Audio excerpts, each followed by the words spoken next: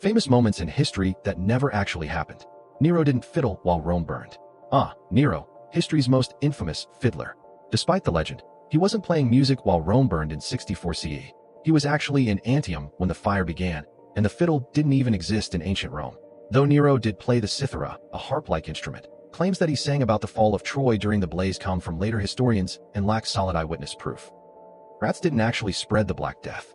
For centuries, rats were blamed for the Black Death that killed a third of Europe. But recent research from the University of Oslo suggests otherwise. Their study found the disease's spread more closely matched transmission by human fleas and lice, not rats, meaning the real culprits may have been parasites living on people themselves. The Nina, the Pinta, and the Santa Maria weren't the names of Christopher Columbus's ships. When it comes to Christopher Columbus, the only solid fact is that he sailed in 1492. He didn't discover America, as people had lived there for thousands of years, and Vikings reached Canada around 1000 AD. Even his ship's names are partly myths. The Santa Maria is likely correct, but the Nina was probably called Santa Clara, and the Pinta's true name is unknown. Martin Luther, probably, didn't dramatically nail his 95 Theses to a church door.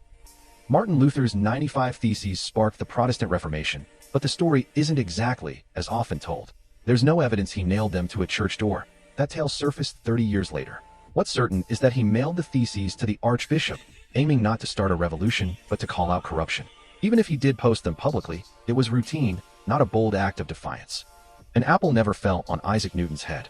The tale of Isaac Newton being hit on the head by an apple is likely a myth.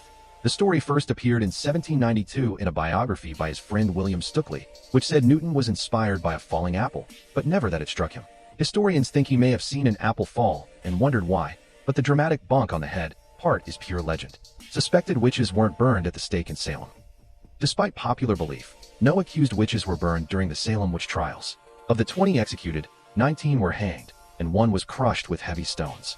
The idea of burning witches comes from European witch hunts between the 15th and 18th centuries, where many accused were indeed executed at the stake.